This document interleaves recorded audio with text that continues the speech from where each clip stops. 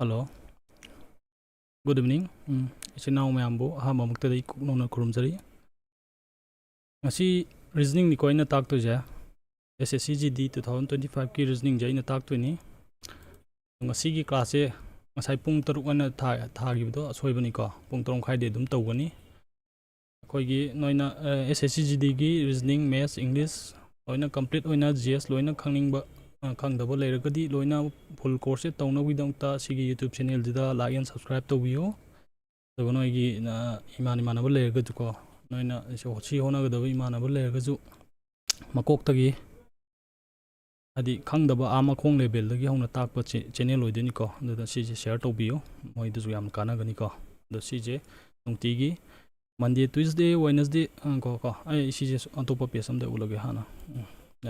You get timetable just my leganico. GST Nunti Dum Adum Chang in a Tagat Canico. Aduga Miasina Monday, Tuesday, Wednesday, Miasta Gani. Aduga Thursday, Friday, Saturday, reasoning English Kayana Geko.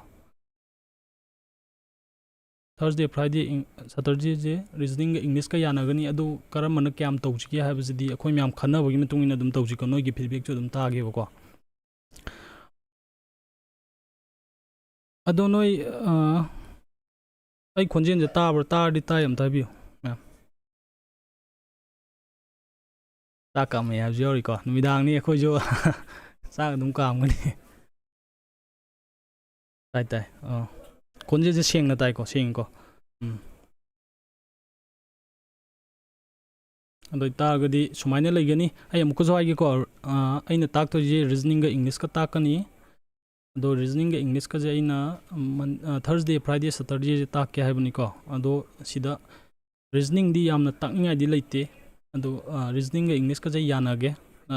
Volume Kamaito Ziki have the Hapta, alternate Hapta, according to my Chatsira, Natraga Hapta, the Numihumi labels, Numihum Nijadum Yanazira, has the Mam give feedback in Tumina. Adum si ans tawjiko yai ke sukai de si amadi point tak to je tha hum ni tak to je ko yamna lempa na kona gani ado GD gidi myam di prepare to ngani aduga noi form thajan ba kaw ni ko noi form je no hok ngasi je tang kya no September si je tang kya no ngasi je September tang 26 ni ko Noi chi GD form je thajan ba matam di loire ko loire male aduga noi gi form correction window 5 to 7 November laire noi GD exam ji January February yada nan ko object che September lo challe October November December January tha mari leiri ko tha mari je yam sang ba matam ni ko do pahudra gadi yam na tien ba matam ni par ga na yam sang ba matam ni ko da Objective Kaji Matam Adi Adum Tamna Dum Pabia, Noigi, physical Gidum Lamjan Chen Seneco Chile, Duga, Noigi Canozeto, CJ no Atopo Zazing as Haramani, Noje, question 1, questions IT ni, mark 160, question Namada, mark any Kirito Gunico. Negative mark Sayam de 0.25 Katani, Pungna, Matam, Pung Amani, Matam na Pung Amanico. Strategy je tam no matung ina hairake noi je question kun lady jing je si je loina mak noi chap mana ne attempt to doina te ko noi gi weakness noi gi strong point noi gi weak point noi na sana mun na khanga dawni ayong si gi course lok pud dum khangani si gi course loi dikan ju khangamani khagadi kramana hina de je adugi matung ina noina khare pugat ka dawni ko si ja do noi gi oina na tarju mi ayam gi oina ai strategy ha gi ko chawn de sigi subject mari lebje any sarkari exam tha bada sigi subject mari lebje subject mari habdi reasoning laire GS general knowledge laire maths laire english laire any sarkari exam tha ba matam da general knowledge ina khwaidagi wa ba subject oigani ko General knowledge say yam na haidaba mi dudi ayam na UPSC dai lakpa UPSC thab dai lakpa natragana kanu oigani ko angang oi ne dum si general knowledge yam na pamjar lakpa masagi haina ba tawduna matanda fazana hona lakpa kangu dun oigani ko aduga khwaidagi mark lowo nuai ba subject haigadi reasoning dina mark lowo khwai nuai gani ko reasoning na mark law khwai nuaigani mathang maths na nuaigani mathang english nuaigani mathang khwai aroibda kano ni ko sigi gs na khwai dai wai ko kaigino wai ji kaigino je haige ko sonda kai lere sonda di syllabus ne amta ngai ko syllabus ngai ko yasano wom thap ke ko marakta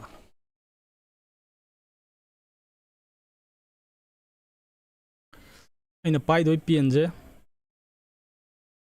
aina pai doi pen je ju koloi bana tri ko aduna myam khui je khat thi gani sigi akhoi gi gs di gs hab gs di nangna pariba chang du ngai exam da khumba ngam gani habla teba gs ki syllabus se sumaina 100 laire khala je ko 100 laire nangna tangkhayam pare 50 nangna tangkhayam pare ko do exam do nangna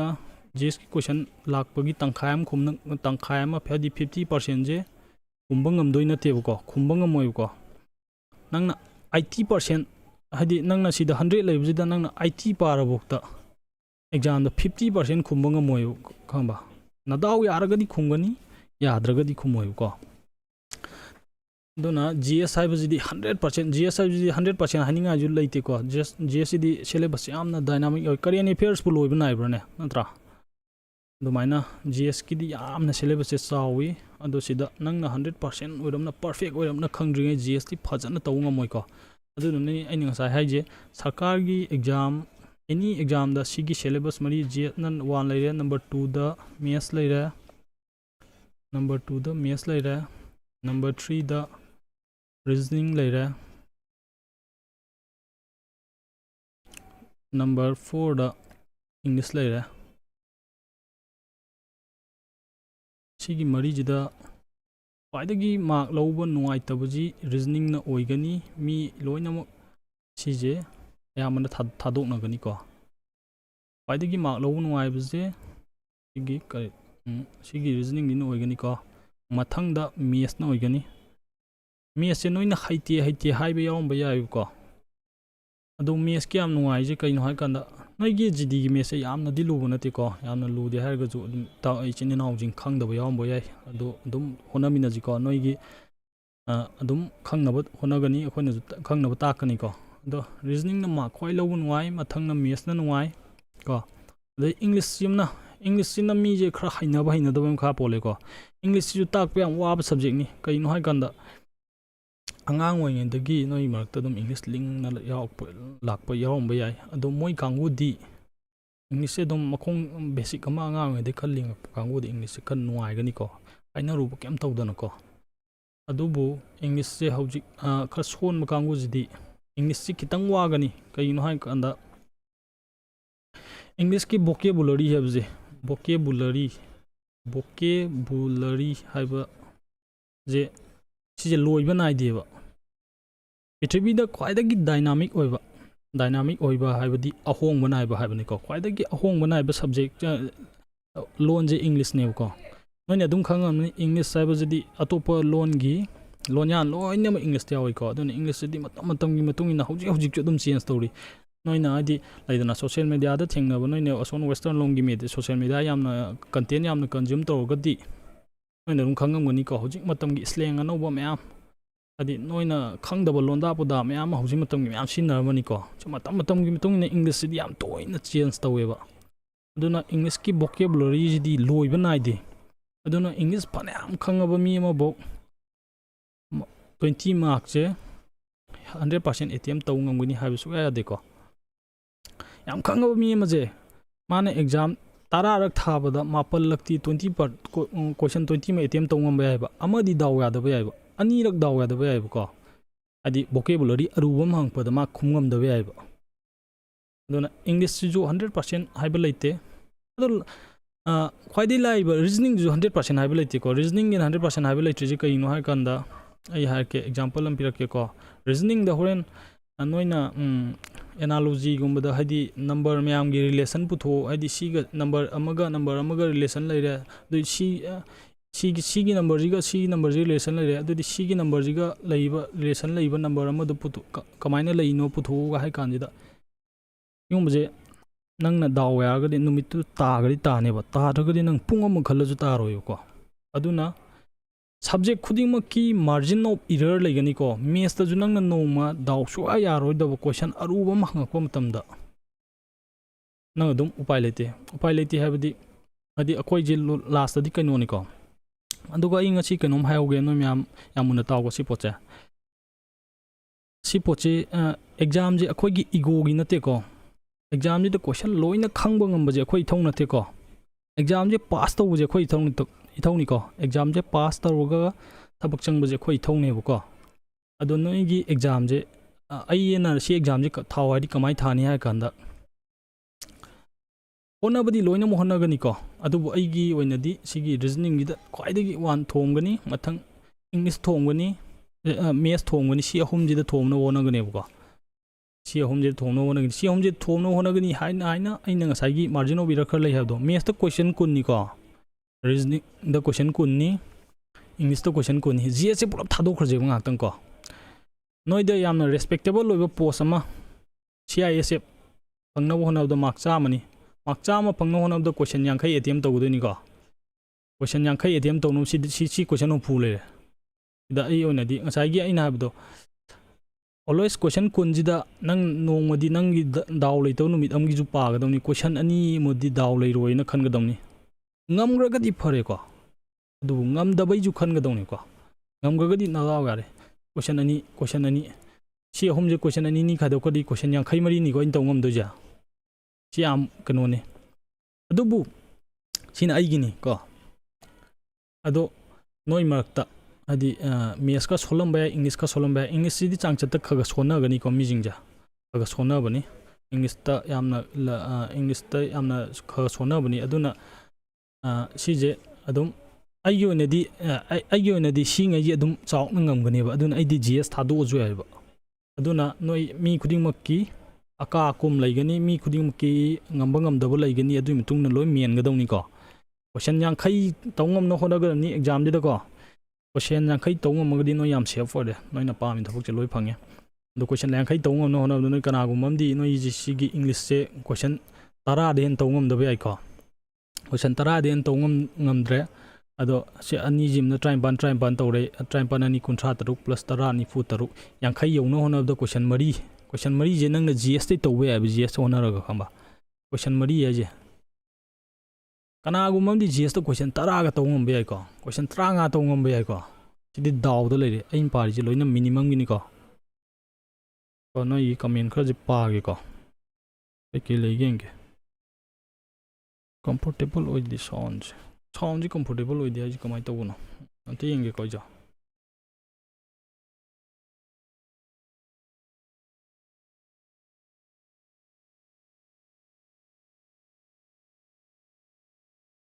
hello hello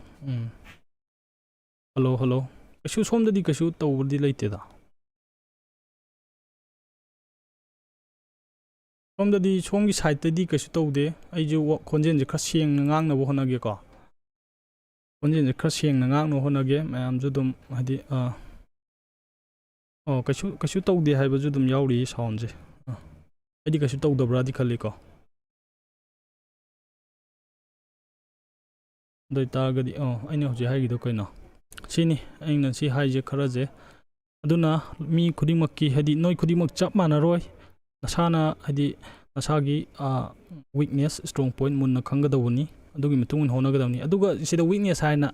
ai kenom jo hauge noi makida mesaito mesa yam hainadaw yam yawngani ko adu si mesa aigi weakness ne adum hai legadaw nate ko hainawo honagadawni adubu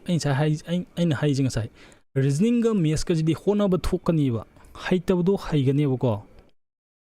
haitabdo haibada laigane ba adu haigraga di haidi moi gidi technique ama laigane ba technique chi haigraga di lore ba ko technique ki di khwai lai ba di maths ta sengna ha ga di reasoning gi di amu reasoning jo muk daw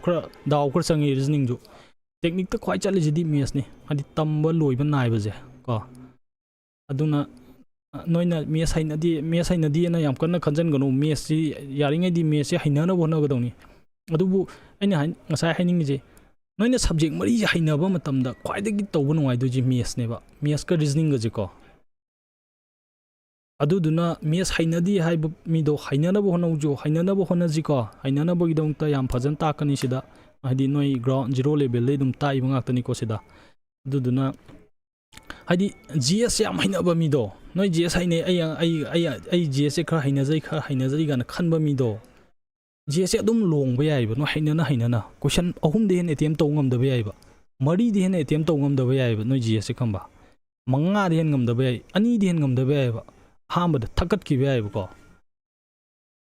ꯑꯗꯨꯗꯨꯅ ꯑꯗꯨꯕꯨ ꯅꯪꯅ ꯃꯦꯁꯁꯦ ꯍꯩꯅꯕ ꯍꯩꯈ꯭ꯔꯒꯗꯤ ꯁꯤꯗꯗꯤ ꯅꯪꯅ attempt ꯇꯧ ꯉꯝꯗꯦ ꯍꯥꯏꯕ ꯂꯩꯔꯣꯏꯀꯣ ꯑꯗꯨꯒ ꯔꯤꯖꯅꯤꯡꯒ ꯃꯦꯁꯀꯁꯦ ꯁꯥꯒꯣꯟꯅꯅ ꯆꯠꯀꯅꯤ ꯀꯩꯅꯣ ꯍꯥꯏꯕ ꯃꯇꯝꯗ ꯔꯤꯖꯅꯤꯡꯗ ꯑꯪꯀ ꯍꯣꯠꯄ ꯀꯩꯁꯨ ꯌꯥꯝ ꯌꯥꯎꯗꯦ ꯑꯗꯨꯕꯨ ꯅꯪ ꯅꯝꯕꯔ ꯍꯥꯏꯕꯁꯦ ꯅꯝꯕꯔꯁꯦ ꯎꯔꯀꯥꯟꯗ ꯌꯥꯝꯅ ꯀꯩꯅꯣ ꯇꯧꯒꯗꯧꯕꯅꯦ ꯅꯣꯏ ꯃꯦꯁꯇ ꯅꯝꯕꯔꯁꯦ ꯎꯔꯀꯥꯟꯗ ꯅꯣꯏ ꯌꯥꯝꯅ ꯐꯦꯃꯤꯂꯤꯌꯔ ꯑꯣꯏꯅꯕ ꯍꯣꯠꯅꯒꯗꯕꯅꯤ ꯑꯩꯅ ꯅꯝꯕꯔ ꯑꯃ ꯏꯔꯦ ꯁꯤꯗ 216 ꯍꯥꯏꯕ ꯅꯝꯕꯔ ꯑꯃ ꯏꯔꯦꯀꯣ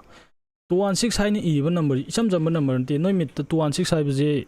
ꯀꯩꯅꯣꯅꯦꯅ ꯅꯤꯡꯁꯤꯡꯒꯗꯧꯅꯦꯕ 6ꯀꯤ ꯀ꯭ꯌꯨꯕꯅꯦꯕ 6 × 6 × 6 ꯍꯥꯏꯕꯁꯦ 216ꯅꯤ ꯍꯥꯏꯕꯁꯦ ꯁꯤ ꯍꯥꯏꯐꯦꯠ ꯎꯅꯕ ꯍꯣꯠꯅꯒꯗꯧꯅꯦ ꯅꯝꯕꯔ 216 ꯍꯥꯏꯕ ꯅꯝꯕꯔꯁꯤ ꯄꯤꯔꯝꯀꯥꯟꯗ ꯀꯩ ꯂꯩ ꯅꯣꯏꯗ ꯃꯦꯠꯁꯇ ꯀꯩꯅꯣꯒꯤ 20 ꯐꯥꯎꯒꯤ ꯁ꯭ꯀ꯭ꯋꯥꯔ ꯐꯥꯕ 11 ꯐꯥꯎꯒꯤ ꯀ꯭ꯌꯨꯕ ꯐꯥꯕꯅ ꯅꯣꯏ ꯃꯦꯠꯁꯇ ꯍꯥꯏꯔꯝꯕꯅꯤ ꯑꯗꯨꯗꯣ ꯆꯤꯝꯐꯥ ꯄꯨꯕꯤꯌꯨꯀꯣ ꯑꯗꯨ ꯆꯤꯝꯐꯥ ꯄꯨꯕꯁꯦ ꯌꯥꯝ ꯃꯔꯨ ꯑꯣꯏ ꯀꯩꯅꯣ ꯍꯥꯏꯕ ꯃꯇꯝꯗ ꯅꯝꯕꯔꯁꯦ ꯍꯥꯏꯗꯤ ꯃꯤꯠꯇ ꯎꯅꯕ ꯍꯣꯠꯅꯧꯕꯀꯣ ꯍꯥꯏꯗꯤ ꯅꯣꯏꯗ 6 ꯁ꯭ꯀ꯭ꯋꯥꯔ ꯀꯌꯥꯅꯣ 36ꯅꯤ ꯍꯥꯏꯕꯁꯤꯗꯤ ꯏꯔꯥꯏ ꯂꯥꯏꯅ ꯅꯣꯏ ꯆꯤꯝꯐꯥ ꯄꯨꯒꯅꯤ ꯑꯗꯨꯕꯨ 36 ꯍꯥꯏꯕ ꯅꯝꯕꯔꯁꯦ ꯔꯦꯟꯗꯝ ꯑꯣꯏꯅ ꯅꯪꯅ ꯑꯇꯩꯒꯤ ꯍꯣꯠꯄ ꯃꯦꯠꯁꯀꯤ ꯑꯣꯏꯔꯁꯨ ꯁꯤꯒꯤ ꯑꯣꯏꯔꯁꯨꯀꯣ ꯎꯔꯝꯀꯥꯟꯗ ꯁꯤ ꯅꯝꯕꯔꯁꯦ ꯑꯩ ꯐꯦꯃꯤꯂꯤꯌꯔ ꯑꯣꯏꯅꯦ ꯁꯤ ꯅꯝꯕꯔꯁꯦ ꯑꯩ ꯃꯤꯠꯇ ꯎꯈ꯭ꯔꯦꯅꯦ ꯀꯩꯅꯣ ꯍꯥꯏꯀꯥꯟꯗ 6 ꯁ꯭ꯀ꯭ꯋꯥꯔꯅꯤ ꯍꯥꯏ ꯉꯝꯒꯗꯧꯅꯦ ꯑꯣꯄꯣꯖꯤꯠꯁꯦ ꯍꯥꯏ ꯉꯝꯒꯗꯧꯅꯦꯕꯀꯣ 125 ꯍꯥꯏꯕ ꯅꯝꯕꯔ ꯑꯃ ꯎꯔꯦ ꯁꯤꯁꯦ ꯀꯩ ꯑꯣꯏꯔꯝꯕ ꯌꯥꯏ ꯁꯤꯁꯦ 5ꯀꯤ ꯀ꯭ꯌꯨꯕꯅꯤꯅꯦ ꯀꯥꯟꯅ ꯁꯤꯁꯦ ꯍꯥꯏꯕ ꯉꯝꯅꯕ ꯍꯣꯠꯅꯒꯗꯧꯅꯦꯕꯀꯣ ꯑꯗꯨꯒ ꯂꯩꯗꯅ ꯍꯥꯏꯗꯤ 343ꯒ ꯍꯥꯏꯕ ꯅꯝꯕꯔꯁꯤ ꯎꯕꯗꯌꯥꯝꯅ ꯀꯤꯗ꯭ꯔꯣ ꯁꯤ 343 ꯍꯥꯏꯕ ꯅꯝꯕꯔꯁꯤ ꯌꯥꯝꯅ ꯍꯩꯅꯗꯕ ꯅꯝꯕꯔ ꯃꯥꯟꯗ꯭ꯔꯣ ꯁꯤꯁꯦ ꯀꯩꯅꯣ 7ꯒꯤ ꯀ꯭ꯌꯨꯕꯅꯦꯕ 7 × 7 × 7 ꯁꯤ ꯄꯦꯖꯁꯦ ꯑꯩꯅ ꯒ꯭ꯔꯣ ꯌꯦꯛꯁꯟꯕꯅꯤꯀꯣ ꯁꯤ ꯄꯦꯖꯁꯤꯗꯩ ꯂꯧꯅꯤꯡꯉꯥꯏ ꯀꯩꯝꯇ ꯂꯩꯇꯦ ꯑꯗꯣ ꯌꯥꯝ ꯀꯟꯅ ꯈꯟꯖꯜꯂꯨꯅꯨ ꯁꯤ ꯄꯦꯖꯁꯦ ꯀꯣ ꯀꯥꯎꯟ ꯀꯩꯝ ꯇꯧꯗꯦ ꯐꯣꯟ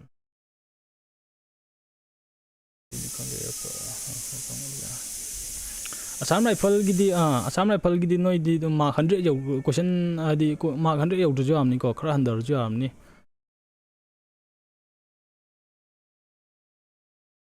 98 ꯃꯥꯔꯛ ꯐꯪꯉꯦ ꯐꯤꯖꯤꯀꯦꯜꯗ ꯇꯠꯍꯧꯔꯦ ꯑꯩꯈꯣꯏ ꯃꯅꯤꯄꯨꯔ ꯃꯆꯥꯅ ꯐꯤꯖꯤꯀꯦꯜꯗ ꯇꯠꯂꯗꯤ ꯌꯥꯔꯣꯏꯀꯣ ꯃꯅꯤꯄꯨꯔ ꯃꯆꯥꯅ ꯐꯤꯖꯤꯀꯦꯜꯗ ꯇꯠꯂꯗꯤ ꯌꯥꯔꯣꯏ ꯑꯗꯨꯅꯅꯦ ꯑꯩ ꯍꯥꯏꯁꯦ ꯅꯣꯏ ꯁꯤꯗ ꯑꯩ ꯀꯩꯅꯣꯝ ꯍꯥꯏꯒꯦ ꯁꯤꯒ ꯃꯦꯠꯁꯀ ꯔꯤꯖꯅꯤꯡꯒꯁꯤꯗꯤ ꯑꯩꯈꯣꯏꯅ ꯇꯥꯛꯏꯁꯤꯗꯒꯤ ꯐꯖꯅ ꯑꯗꯨꯝ ꯑꯍꯦꯟꯕ ꯊꯤꯅꯗ꯭ꯔꯁꯨ ꯑꯩꯈꯣꯏꯅ ꯇꯥꯛꯏꯁꯤꯗꯒꯤ ꯐꯖꯅ ꯑꯩꯈꯣꯏꯅ ꯄꯤꯔꯤꯕ ꯃꯦꯇꯔꯤꯌꯦꯜ ꯐꯖꯅ ꯄ꯭ꯔꯥꯛꯇꯤꯁ ꯇꯧꯕꯗ ꯑꯣꯏꯒꯅꯤꯀꯣ ꯑꯗꯨꯒ ꯏꯪꯂꯤꯁꯁꯤꯗꯤ ꯈꯤꯇꯪ ꯍꯥꯏꯗꯤ ꯅꯁꯥꯒꯤ ꯕꯦꯁ ꯈꯔ ꯂꯤꯡꯕ ꯑꯃꯁꯨ ꯆꯪꯉꯦ ꯄ꯭ꯂꯁ ꯁꯤꯃꯗꯤ ꯈꯤꯇꯪ ꯏꯁꯥꯅꯁꯨ ꯍꯣꯠꯅꯕ ꯆꯪꯉꯤꯀꯣ ꯑꯩꯈꯣꯏꯅꯁꯨ ꯇꯥꯛꯀꯅꯤ ꯍꯣꯠꯅꯕ ꯆꯪꯉꯤ ꯑꯗꯨꯒ ꯁꯤꯃꯗꯤ ꯑꯩ ꯉꯁꯥꯏ ꯍꯥꯏꯈ꯭ꯔꯦ UPSCꯗꯤ ꯂꯥꯛꯄ 100% ꯍꯩꯕ ꯃꯤ ꯀꯥꯡꯕꯨ ꯅꯠꯇ꯭ꯔꯒꯗꯤ 100% ꯑꯗꯨꯝ ꯇꯧꯕ ꯉꯝꯃꯣꯏꯕ ꯄꯥꯛ ꯅꯣꯏꯅ ꯐꯅꯌꯥꯝ ꯍꯩꯅꯔꯦ ꯍꯥꯏꯔꯒꯁꯨ GSMꯗꯤ ꯌꯥꯝ ꯋꯥꯒꯅꯤ ꯑꯗꯨꯅ ꯅꯣꯏꯅ ꯁ꯭ꯀꯣꯔꯤꯡ ꯁꯕꯖꯦꯛ ꯑꯣꯏꯒꯗꯧꯁꯦ ꯃꯦꯠꯁꯀ ꯔꯤꯖꯅꯤꯡꯒ ꯏꯪꯂꯤꯁ ꯈꯔꯒ ꯃꯦꯠꯁꯀ ꯔꯤꯖꯅꯤꯡꯒꯅ ꯃꯄꯨꯡ ꯑꯣꯏꯔꯒ ꯏꯪꯂꯤꯁ ꯈꯔ ꯑꯣꯏꯒꯗꯧꯅꯤ ꯑꯗꯣ GSꯇ ꯐꯪꯕ ꯃꯥꯔꯛꯁꯦ ꯅꯣꯏꯅ ꯗꯥꯎꯅꯤ GSꯇ ꯃꯥꯔꯛ ꯋꯥꯡꯅ ꯇꯧ ꯉꯝꯃꯦ ꯅꯣꯏꯅ ꯗꯥꯎꯅꯤꯀꯣ ꯑꯗꯣ ꯅꯣꯏ ꯁꯤꯗ ꯌꯥꯝ ꯋꯥꯅ ꯍꯣꯠꯅꯔꯒ ꯅꯣꯏ ꯐꯤꯖꯤꯀꯦꯜ ꯌꯥꯗꯦꯁꯦ ꯇꯧꯒꯅꯨꯀꯣ ꯐꯤꯖꯤꯀꯦꯜꯁꯦ ꯅꯣꯏ ꯍꯧꯖꯤꯛ ꯑꯩꯈꯣꯏ ꯁꯤꯗ ꯊꯥ 3ꯁꯤꯗ ꯑꯩꯈꯣꯏꯅ ꯇꯥꯛꯇꯣꯏꯁꯦ ꯑꯗꯨꯝ ꯂꯣꯏꯅ ꯕꯦꯂꯦꯟꯁ ꯇꯧ ꯌꯥꯕꯅꯤ ꯑꯌꯨꯛ ꯑꯗꯨꯝ ꯂꯝꯖꯦꯟ ꯆꯦꯜꯂꯒꯀꯣ ꯅꯣꯏ ꯐꯤꯖꯤꯀꯦꯜꯗ ꯌꯥꯗꯦ ꯍꯥꯏꯕꯁꯦ ꯄꯥꯝꯃꯨꯏꯀꯣ ꯅꯣꯏ ꯍꯥꯏꯗꯤ ꯅꯣꯏ ꯌꯥꯝ ꯋꯥꯅ ꯁꯤꯗ ꯀꯩꯅꯣ ꯇꯧꯔꯒ ꯐꯤꯖꯤꯀꯦꯜꯗ ꯌꯥꯗꯦ ꯍꯥꯏꯕꯁꯦ ꯄꯥꯝꯃꯨꯏ ꯐꯖꯅ ꯍꯣꯠꯅꯁꯤꯀꯣ ꯃꯌꯥꯝ ꯍꯟꯗꯛꯇꯤ ꯀꯩꯊꯦꯜ ꯃꯥꯟꯕꯤꯗꯒ ꯆꯦꯟꯅꯤ ꯍꯥꯏꯗꯥꯏꯅꯦ ꯍꯟꯗꯛꯀꯤꯁꯤꯗ ꯑꯩꯈꯣꯏ ꯃꯅꯤꯄꯨꯔ ꯃꯆꯥꯅ ꯆꯦꯟ ꯉꯝꯗꯦ ꯍꯥꯏꯕꯁꯤ ꯅꯨꯡꯉꯥꯏꯇꯦꯀꯣ ꯐꯖꯅ ꯍꯣꯠꯅꯁꯤ ꯑꯗꯨꯒ ꯀꯥꯏ ꯂꯩꯈ꯭ꯔꯦ ꯑꯗꯨꯅꯤ ꯑꯗꯨꯒ ꯑꯃꯒꯁꯨ ꯀꯩꯅꯣꯝꯃꯁꯨ ꯍꯥꯏꯒꯦ ꯃꯌꯥꯝ ꯑꯩ ꯑꯦꯛꯖꯥꯝꯄꯜ ꯑꯃ ꯄꯤꯔꯒ ꯍꯥꯏꯒꯦꯀꯣ ꯅꯣꯏ ꯊꯥꯏꯅ ꯑꯉꯥꯡ ꯑꯣꯏꯔꯤꯀꯥꯟꯗꯒꯤ ꯍꯧꯖꯤꯛꯐꯥꯎꯁꯤꯗ ꯅꯣꯏ ꯊꯥꯏꯅ ꯁꯨꯝ ꯀ꯭ꯂꯥꯁꯇ ꯅꯣꯏꯗꯒꯤ ꯍꯦꯟꯅ ꯍꯩꯕ ꯃꯤ ꯑꯃ ꯂꯩꯔꯦ ꯈꯜꯂꯁꯦꯕꯀꯣ ꯅꯣꯏꯅ ꯀꯩꯅꯣꯝ ꯈꯪꯗꯕ ꯃꯇꯝꯗ ꯃꯣꯏꯗ ꯍꯪꯉꯦ ꯈꯜꯂꯁꯦꯕꯀꯣ ꯅꯣꯏꯅ ꯈꯪꯗꯕꯗꯣ ꯃꯣꯏꯗ ꯍꯪꯉꯦꯕꯀꯣ ꯑꯗꯣ ꯃꯣꯏꯅꯁꯨ ꯀꯣꯏꯁꯟꯁꯦ ꯈꯪꯉꯝꯗ꯭ꯔꯦꯕꯀꯣ ꯑꯗꯨꯕꯨ ꯅꯪꯅ ꯈꯪꯗ꯭ꯔꯀꯥꯟꯗ ꯉꯥꯏꯍꯥꯛ ꯃꯊꯥ ꯁꯥꯔꯤꯕ ꯄꯥꯈꯠꯄ ꯅꯠꯇ꯭ꯔꯒꯁꯨ ꯅꯪ ꯈꯪꯗ꯭ꯔꯦꯅ ꯀꯩ ꯇꯧꯗꯣꯏꯅꯣ ꯈꯪꯗ꯭ꯔꯤ ꯄꯣꯠꯇꯣ ꯃꯣꯏꯗꯤ ꯇꯧꯔꯝꯃꯣꯏꯕꯀꯣ ꯍꯥꯏꯗꯤ ꯃꯥꯅ ꯀꯥꯏꯗꯅꯣꯝ ꯐꯠꯂꯥꯎ ꯊꯤꯔꯒ ꯅꯪꯉꯣꯟꯗ ꯍꯥꯏꯗꯤ ꯀꯥꯏꯗꯅꯣ ꯃꯥꯅ ꯍꯧꯖꯤꯛ ꯈꯨꯗꯛꯇ ꯈꯪꯉꯝꯗ꯭ꯔꯁꯨ ꯃꯥꯅ ꯀꯥꯏꯗꯅꯣ ꯊꯤꯔꯒ ꯍꯦꯛꯇ ꯍꯥꯏꯗꯤ ꯈꯪꯉꯒ ꯅꯪꯉꯣꯟꯗ ꯇꯥꯛꯄ ꯉꯝꯅꯕ ꯍꯣꯠꯅꯔꯝꯅꯦꯕ ꯁꯤ ꯀꯩꯒꯤꯅꯣ ꯍꯥꯏ ꯃꯇꯝꯗ ꯁꯤ ꯈꯦꯠꯅꯕꯁꯦ ꯀꯩꯅꯣ ꯍꯥꯏ ꯃꯇꯝꯗ ꯃꯥꯗꯤ ꯀꯣꯏꯁꯟꯗꯣ ꯅꯪꯅ ꯍꯪꯉꯤꯕ ꯀꯣꯏꯁꯟꯗꯨꯃꯛ ꯈꯪꯗ꯭ꯔꯒꯁꯨ ꯈꯪꯒꯅꯤ ꯍꯥꯏꯕꯒꯤ ꯀꯟꯐꯤꯗꯦꯟꯁ ꯂꯩꯌꯦꯕꯀꯣ ꯃꯥꯁꯦ ꯅꯪꯅ ꯈꯪꯗ꯭ꯔꯦꯅ ꯀꯟꯐꯤꯗꯦꯟꯁ ꯂꯩꯇ꯭ꯔꯤꯅꯦꯕ ꯍꯥꯏꯗꯤ ꯑꯦꯛꯖꯥꯝ ꯁꯨꯃꯥꯏꯅꯒ ꯑꯉꯥꯡ ꯑꯣꯏꯔꯤꯀꯥꯟꯗ ꯍꯥꯏꯔꯛꯇ꯭ꯔꯣ ꯑꯦꯛꯖꯥꯝꯗ ꯁꯤꯟꯕ ꯍꯥꯏꯗꯤ ꯇꯣꯏꯂꯦꯠꯇꯒ ꯂꯥꯏꯔꯤꯛꯀ ꯂꯣꯜꯂꯝꯃ ꯊꯝꯃꯒ ꯁꯤꯟꯕ ꯈꯣꯠꯄ ꯇꯧꯕ ꯃꯇꯝꯗ ꯍꯪꯉꯛꯏꯕ ꯀꯣꯏꯁꯟꯁꯦ ꯌꯥꯝ ꯍꯩꯇꯕ ꯁꯥꯇ꯭ꯔ ꯑꯣꯏꯔꯒꯗꯤ ꯍꯪꯉꯛꯏꯕ ꯀꯣꯏꯁꯟꯁꯦ ꯀꯗꯥꯏꯗꯩ ꯍꯪꯉꯛꯏꯅꯣ ꯈꯪꯗꯗꯅ ꯂꯥꯏꯔꯤꯛꯁꯤꯗ ꯀꯗꯥꯏꯗ ꯊꯤꯗꯣꯏꯅꯣ ꯈꯪꯗꯗꯅ ꯇꯧꯕ ꯂꯩꯗꯅ ꯑꯗꯨꯕꯨ ꯂꯥꯏꯔꯤꯛꯁꯦ ꯑꯈꯪꯕ ꯁꯥꯇ꯭ꯔ ꯑꯃꯗꯤ ꯃꯥꯅ ꯀꯣꯏꯁꯟꯁꯦ ꯍꯪꯉꯛꯏꯕꯁꯦ ꯀꯥꯎꯈꯤ ꯇꯥꯔꯒꯁꯨ ꯇꯣꯏꯂꯦꯠꯇꯨꯗ ꯆꯠꯂꯒ ꯀꯗꯥꯏꯗ ꯍꯪꯉꯛꯏꯅꯣ ꯀꯨꯁꯤ ꯀꯗꯥꯏ ꯌꯥꯎꯋꯤꯁꯦ ꯃꯨꯟꯅ ꯆꯠ ꯂꯥꯎꯅ ꯐꯥ ꯉꯝꯃꯤꯗꯅ ꯑꯗꯣ ꯀꯟꯐꯤꯗꯦꯟꯁ ꯈꯦꯠꯅꯕꯩꯅꯦꯕꯀꯣ ꯑꯗꯣ ꯅꯣꯏꯅ ꯐꯅ ꯌꯥꯝ ꯀꯟꯅ ꯈꯪꯗꯕ ꯑꯣꯏꯔꯒꯁꯨ ꯀꯟꯐꯤꯗꯦꯟꯁ ꯌꯥꯝ ꯂꯩꯅꯕ ꯍꯣꯠꯅꯒꯗꯧꯅꯤ ꯀꯟꯐꯤꯗꯦꯟꯁꯁꯦ ꯂꯩꯅꯕ ꯍꯣꯠꯅꯒꯗꯧꯅꯤ ꯀꯟꯐꯤꯗꯦꯟꯁ ꯂꯩꯅꯕꯒꯤ ꯃꯔꯝ ꯑꯅꯤ ꯂꯩꯀꯣ ꯀꯟꯐꯤꯗꯦꯟꯁ ꯀꯃꯥꯏꯅ ꯂꯩꯗꯣꯏꯅꯣ ꯍꯥꯏꯕꯒꯤ ꯃꯔꯝ ꯑꯅꯤ ꯂꯩ ꯅꯝꯕꯔ 1 ꯄ꯭ꯔꯥꯛꯇꯤꯁ ꯌꯥꯝ ꯇꯧꯔꯤꯉꯩ ꯀꯟꯐꯤꯗꯦꯟꯁ ꯂꯩꯒꯅꯤꯀꯣ ꯃꯤꯅ ꯎꯗꯕ ꯃꯐꯝꯗ ꯄ꯭ꯔꯥꯛꯇꯤꯁ ꯌꯥꯝ ꯇꯧꯔꯤꯉꯩ ꯃꯤꯅ ꯎꯕ ꯃꯐꯝꯗ ꯀꯟꯐꯤꯗꯦꯟꯁ ꯌꯥꯝ ꯂꯩꯅ ꯆꯠꯄ ꯉꯝꯒꯅꯤꯀꯣ ꯃꯤ ꯃꯃꯥꯡ ꯊꯣꯛꯑꯒ ꯌꯥꯝꯅ ꯍꯥꯏꯗꯤ ꯁ꯭ꯄꯤꯆ ꯐꯖꯅ ꯄꯤꯕ ꯉꯝꯕ ꯃꯤꯗꯣ ꯅꯣꯏꯗꯒꯤ ꯀꯩꯁꯨ ꯄꯣꯛꯄꯗ ꯈꯦꯠꯅꯔꯛꯄ ꯃꯤ ꯅꯠꯇꯦ ꯑꯗꯨꯕꯨ ꯑꯩꯈꯣꯏꯅ ꯎꯗꯕ ꯃꯐꯝꯗ ꯃꯤꯡꯖꯦꯜ ꯃꯃꯥꯡꯗ ꯑꯉꯥꯎ ꯑꯐꯩꯗꯧꯅ ꯃꯌꯥꯝ ꯀꯣꯏꯔꯥꯎꯒ ꯂꯥꯎꯗꯨꯅ ꯃꯇꯝꯗ ꯍꯟꯖꯟ ꯍꯟꯖꯟ ꯄ꯭ꯔꯥꯛꯇꯤꯁ ꯇꯧꯕꯒꯤꯅꯤꯀꯣ ꯃꯤ ꯃꯃꯥꯡꯗ ꯌꯥꯝ ꯀꯟꯐꯤꯗꯦꯟ ꯑꯣꯏꯅ ꯉꯥꯡꯉꯝꯃꯤꯁꯦ ꯀꯟꯐꯤꯗꯦꯟꯁ ꯑꯣꯏꯅꯕꯒꯤ ꯃꯔꯝ ꯑꯅꯤꯁꯨꯕ ꯃꯔꯝ ꯑꯃꯅ ꯀꯟꯐꯤꯗꯦꯟ ꯑꯣꯏꯕ ꯑꯗꯨꯝ ꯁꯥꯎ ꯀꯟꯐꯤꯗꯦꯟ ꯑꯣꯏꯕ ꯁꯥꯎꯀꯣ ꯍꯥꯏꯗꯤ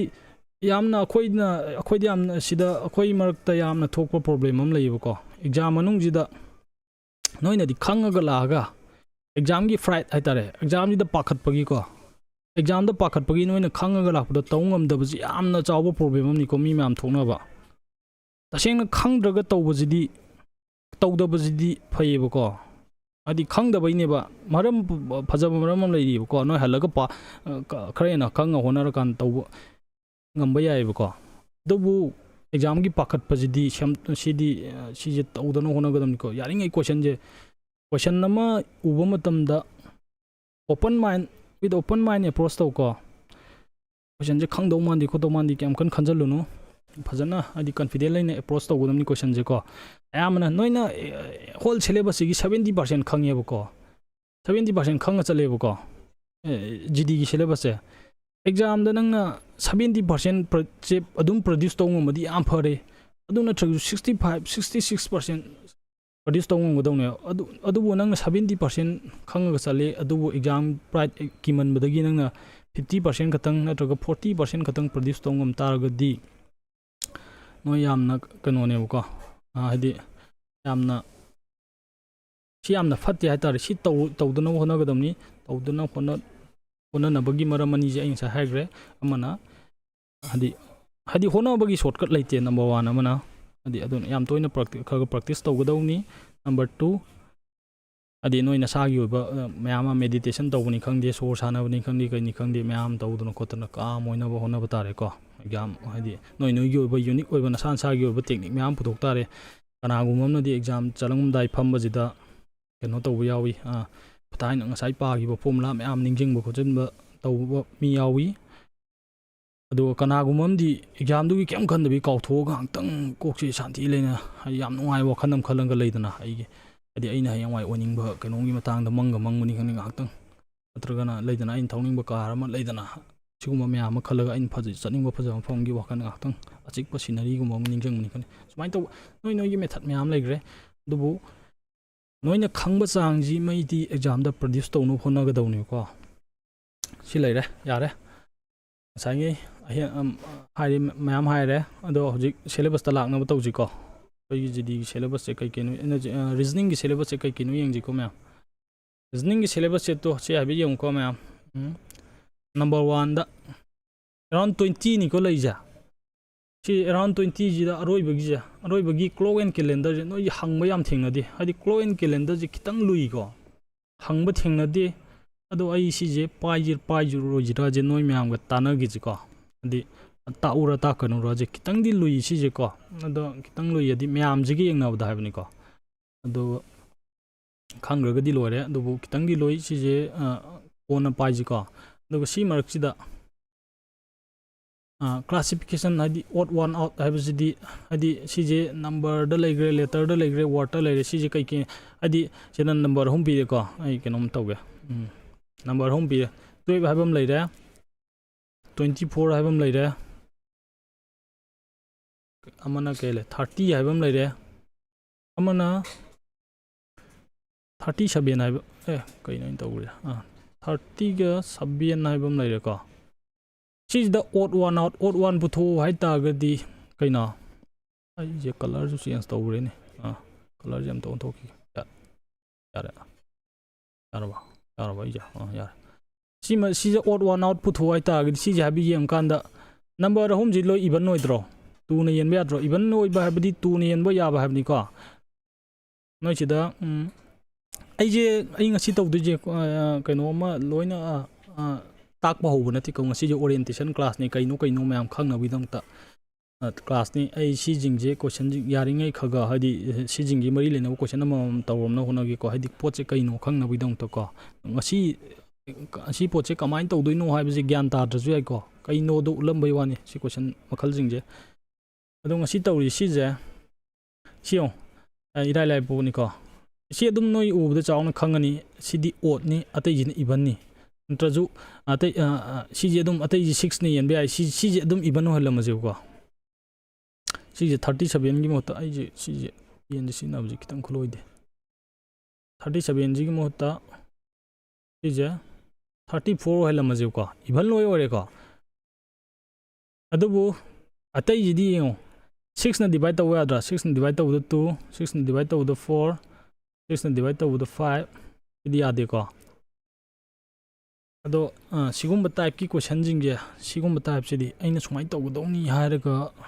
त नोइ कनो तवगदौ नति सिगुम जिदि क्वेश्चन जि म्याम हंजन हंजन थिना काना नोमना सोइगनि नोमना सोइरोइ नोमना तानि नोमना तारोइ तव काना म्याम थिना काना तागन सिगुम क्वेश्चन जिंगे सि हायदन किगनो को अदि नोइ जिदि लेवल जे कस्याम लुदबनि हजिकिदुना classification odd one out number गिनी को दे लेटर गी जु लैगनि को लेटर गी कमाइन लेटर गी एम हाके इराइ लाइबा मा पेन काय लेग्रा लेटर गी मा अराइबा मा हाके को आर टी हाइबम लेरा दे एस यू हाइबम लेरा ए सी हाइबम लेरा को मथंगना डी जी हाइबम लेरा को सिजे करम ओड वन नो हाइरगदि सिजे लेटर गिनी को ओड वन करम नो हाइरगदि कैले कै हाबि आइ सियो सि लॉजिक चाहिँ एकदम हाइर के को न हजि उद्रजु आइ केसु कादि इंग सि जि नोइ कनो तौनो बुइ नते आर एस टी मरक्ता लेटर मम काली को इद मरक्ता एस लैगदौनी एस टी यू मरक्ता टी लैगदौनी को ए बी सी दबु सिददि कैले डी मरक्ता कैले ई ग एफ का लै को ओड वन सिने को पेन जे सिनबजे यामना खुलोइदे अदुनने खोइ गा याम थीजे दो सिना कनोनी सिना लेटर गी लैग्रे मथंग वर्ड की द कैले वर्ड दी कैले अखोइ कैबा सुमाइना हारची मोंकी बो हाइरो मोंकी लायन जीब्रा का जीब्रा जीब्रा मरी सुबजे कई पिरज गया मरी सुबजे कई पिरज गया बल्चर है पिरज अतै जिदि सा ngakतनि को मखा थंगबजि उचेकनि को इने ओड वन हाइजे अइना ओ सिलरे मतमजे को दो मथंग जिना एनालॉजी हाबनि को एनालॉजी हाबगे इंग्लिश की मीनिंग दि कइनो रिलेशन हाइ तारे को एनालॉजी दे कई के ले एनालॉजी जे गो को सी क्वेश्चन टाइप सिंग मनिंग दे लोइ लेवनि अदुगा तौजी अदुगा सिदा सिगी पेज सिदा इना हाइनिंग बजे कइनो ने मरोइना सी जे नोने स्क्रीनशॉट लोगेरा कइदोगेरा सी पोचे ताबि तौसल्लो अदुगा सी ngai जिदा ai je noi rizing je kashyam lubante thuna dum chatpe ai ko adu khara hena ina focus pinning ba ngai je khandoke ko sigi number 1 classification je dum si je aina taninga gi swam laite si je noina hanjan hanjan urokanda kaino toguni analogy ju mai toguni adu si marak sida sida aina word haije aduga sida word haije sijidi english ki meaning kha khangdabju yaroi ko adu noi gi level di live bani asu lu dabani adubu english ki sidi word direct hadi mapung pha ba atra thokpa word iram doini na sidi meaning kha di khangdaba yaroi ko aduga coding decoding jiju hadi aina ka sham takninga li tabana san tawudabani ayamni ko adubu hoi aduga logical arrangement of words do mai tawi series ju do mai tawi series ju do mai tawi adubu yamna tak ka do aina takningai leiba pot hargadi blood relation je takningai lei direction t se takningai lei dice se takningai lei ko ai ji kamai lei som do tawi mu angang mom sindoke aduga tawi je muk chi karai lei sin chila sigi blood relation je takningai lei direction t se yamna takningai lei si matam khada thada gadaba ngai jin ko ina haija dai se takningai lei sitting arrangement je takningai lei ranking t se yam takningai lei venn diagram takningai lei mathematical operation si ju adum takningai lei habi takningai lei uri ba ui ko syllogism je dum maru oi enate adum kitang concept che lambo wa bani the mirror image water image ka jidi am live phone paper folding live figure series completion si lai dagi 19 gi counting geometrical figure hai pot che si je tabdi am wagan no phone ka tabdi am wagan ba hadi ma mukta khoi hadi dum mi khuding hadi sigi di shortcut leite am wai ba sigi to en keno mai ge 19 gi counting geometrical figure je माइना में आप बिशल लेखल जे चलेगा माइना बिशल लेखल जे माइना को तो we माइना में आप बिशल लेखल जे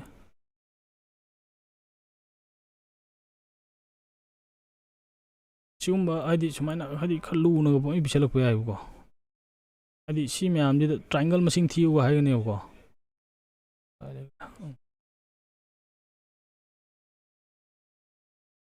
triangle machine thiyo haigane ba sigum figure jida sije hadi sigi ai je khal luman ga mala ina lon na wona do ko ado sije sigi kano jigi shortcut leite ko asam bi leite adum wa na to godom ni adubu tips masa am hayo haga di masa am lai sigi di kaino hai kanda ai gi figure ji kitang luman gre ko adubu tips masa am lai kaino haga di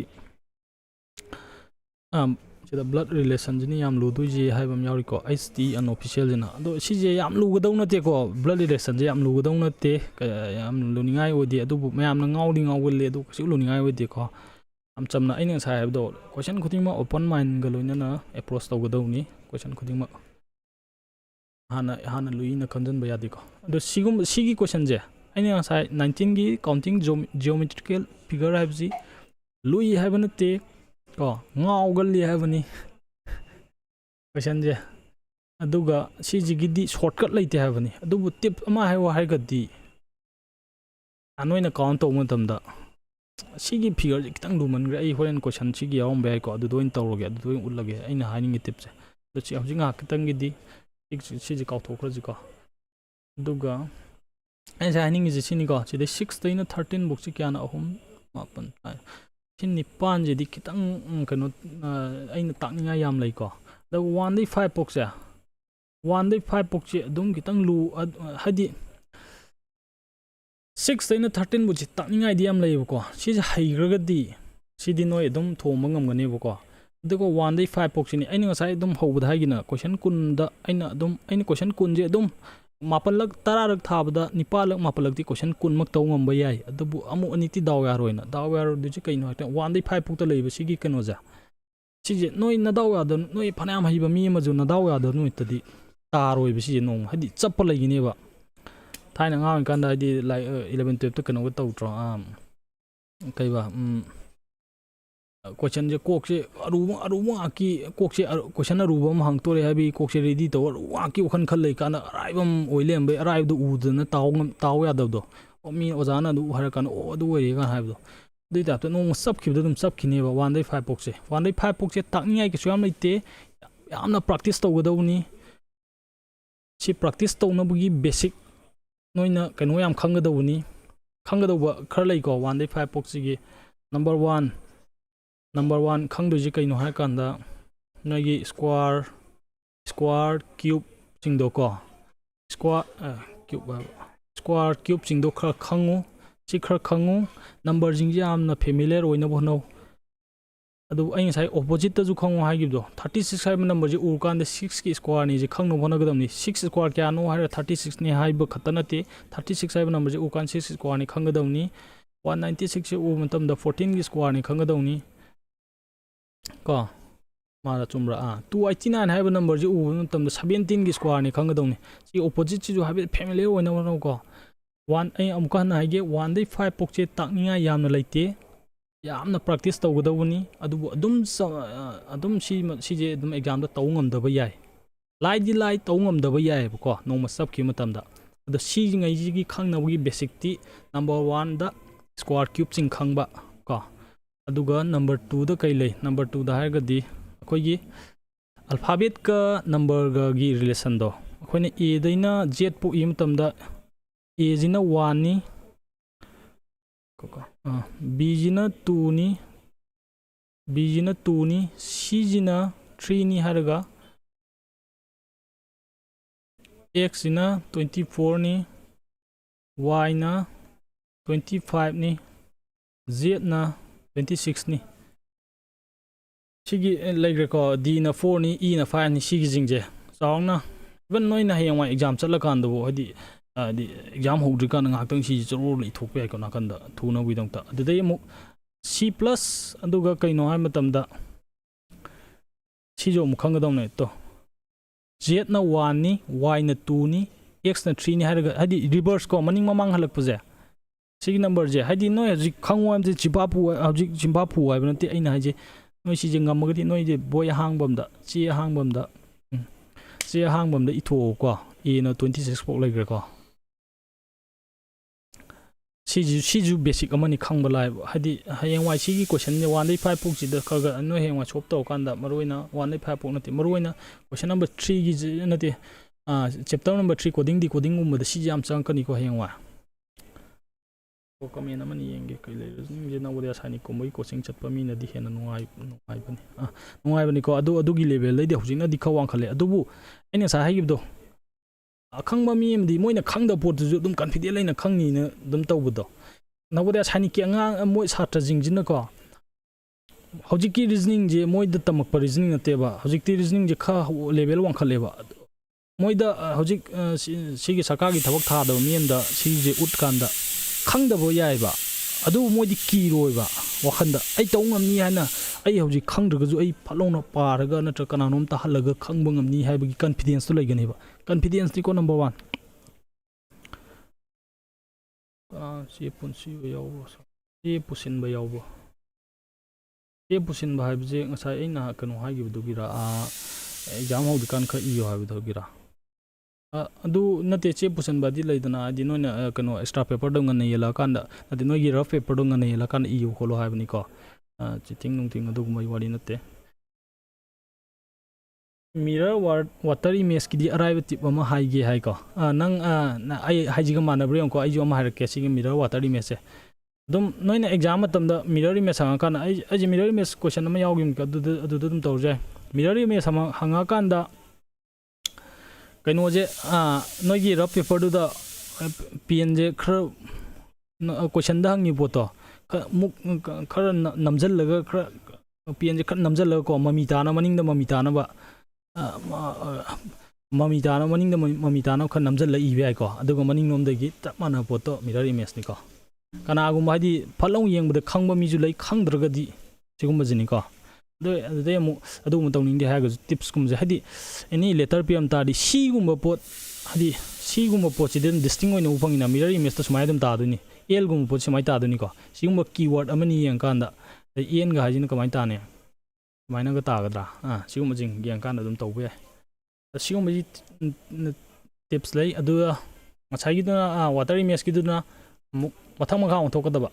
dagi mirror image ki kanu du da mathang makha on thok da ba doi ta ga de ai ngasai sigi 1 dai 5 pok ki matang na sai ai gre ko adoi sigi sigi ai ps anobam da jo amka jo ige ko sigi kano je adubu 1 dai 5 pok je amka na ge loina tawba hadi noi exam da sigi question je sigi je takningai ka suyam leite adubu noi practice yam tawgdowni adugi basic khar lei basic amani du ni aina sa sida haje number jing yam familiar oyu hadi square cube khar phajana chimpa pubiu square je noina ms ta haira mani 1 dai 20 boki square adai cube na 1 dai 11 12 ada muki leidana chawk na chidi kano leite number chimpa pubiu adu dai sine a equals to 1 b equals to 2 singi jimo kano to biu ko aduga the 6 daina 13 book chi ludi lui na ham bagyo na noi khangdaw mi gi di lui adubu sidi phajana takhi matamda oida takhi matamda sidi heng mai taw ngam gani ko si concept se sengragadi 14 daina 19 book che 14 dai 19 book si ju adum haidi takningai kasu leitre hai tare si 14 dai 19 book che si je taningai kasu leitre haji yam tani kasu taningai leite si jim taw je ko hanjana na khoi adum kha ingwai akhoi exam si syllabus ngana loi thoga yamna practice taw je ko adum kana noi khangdaba jing mayam ju akhoi keno tawna jeba naina jeba aduga kano sigi 20 je clock and calendar je ko clock and calendar je oza aiga manai oh ht unofficial na je ko akhoi ni tari source mafam je manara mani adudi akhoi ni takpa mi je manara mani ko alphabet code ibadusu araibada ama laye group ta tharke hore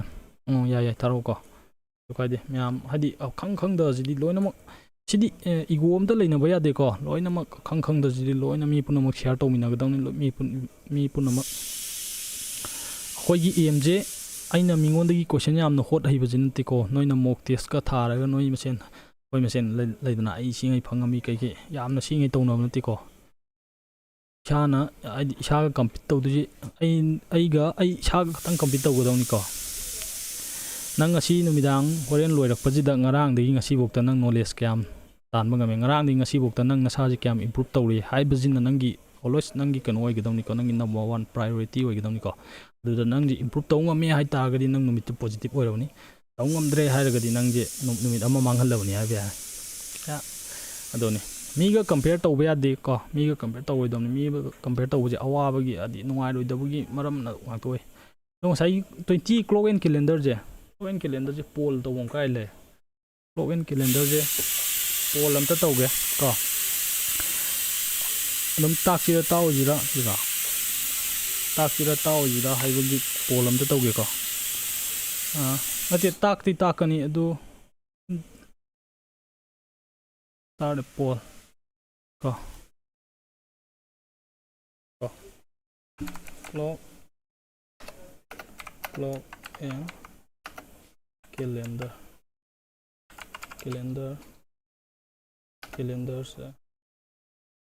si yes no ji de ko aina hangdo je ai takti ke ko last tak ji ran traga si maraki aina takpa myam si tak ji ra je yes haigana muna ta ko yes haigana ji marak ta takpa ji da dum tau haiba aduga no haigana last ta haning mo ka una no do khan ko mo ko coin calendar si poll da yengji ngak yengji ko mi 10 mu yengji ai kya no yengji ja sigi live ja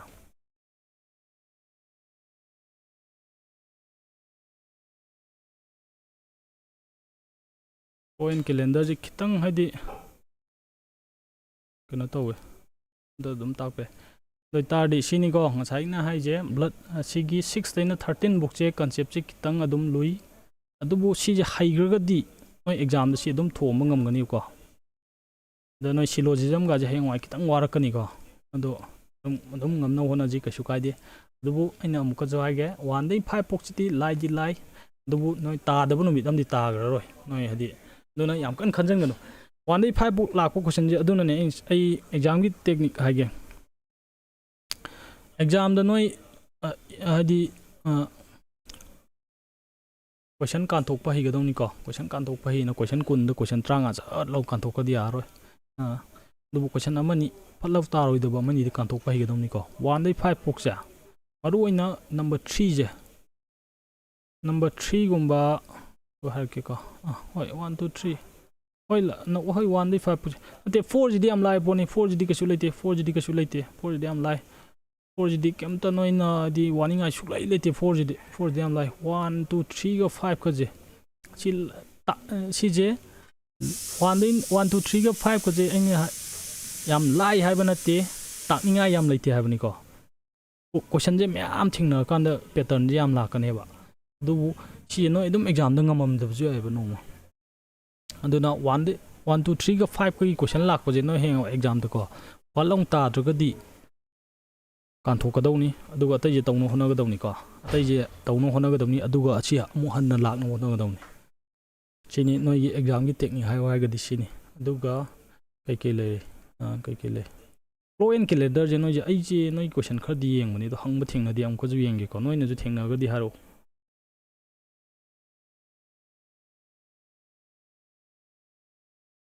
do yeng ge ta pio ang gi su ka tai ya ta kan coding du lui khara sa coding je sigi je shortcut laite wa ai jo hadi khoi ju dum ta da ba yawi ko coding ja hadi nong pan ga di ko noi hadi oja chau tai ba myam si bok ta hadi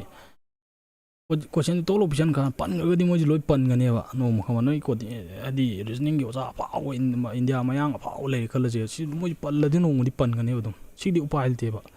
pan da na gi dong to hona ba ji si gi dong ta question mayam ma khoi na exam cha tikan da thingna ba athau ta ba dung ka noi pattern la kan ni mayam pattern namit ta dum urakani pattern jing ge ko adoi tar di dum ngam gani noi reasoning gi level gi question je aduk yong na lu budi hang da ni ai sa amuka ha ge cgl ge yoga di dum pan ba yaw gani reasoning ji ka shu yam na di lu da ni ka sham lu da ni ha je noi dum lu ba yaw gani ko ka shu ka di do yam hona na kan da dum lai rakani adubu hayang wai pal ga di si pan gani ba du pan ba du ka shu yam khanjalu no ko 16 13 books di hauchik ki di yam lu gani du khang ra ga di pal loi ba si je aduga 14 daina 19 box di 14 daina 19 ji ma ko 19 je insa have do tangninga ke su leite adubu si je kitang kano to wi noi ta da no mit ju dum ta da ba ai ko 19 je section lo hadi figure counting ji ham nongning ba na ko noi je hadi count tori kuning gi number manak to ne ko ba triangle machine count to ha aham da 14 dai hai 14 ji di option de omdre adu di mathang mu ko count to kan 15 nong ta kan mathang mu count to kan 16 ga ta kan wai ngam to ni ko simadi section lo aduga 14 daina 18 book di ek hang poda noi tawdani ngai maram lete ko si adum tawgo ni sidi ani ngai jam lete adubu naina ji adubu sidi tom do su yaroi ko di tawdo ba yade figure completion da noi khaga lusalak pa ya si je noi da di lu ba thing na de noi gi level je di kano da di si je laga di khalu be adubu si je tom do su yade ko si made adugo clock and calendar je hang ba di thing na di pa adubu takane si ma ado ngasi je ai je noi gi dong ta ngasi je tawge na slide che ka siam bane ko sigi question myam ji gi question khaga yaw ado noi je question je khaga ina makha ji to ina question je mom utke ne slide che siam bane do sadi kano orientation to wai ngang mo myam je ngang mo nuai gi dana ko kana tawgre tam je hauгре question ma yeng je kai yeng be question je khalai yeng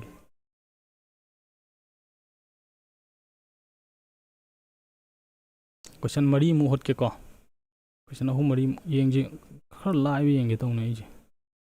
ahu bo gi me chi gi kai le ai which sign should be interchanged to make the equation given equation ji kai no gi ne kon ko ji taw roi ge ji kon taw ge kai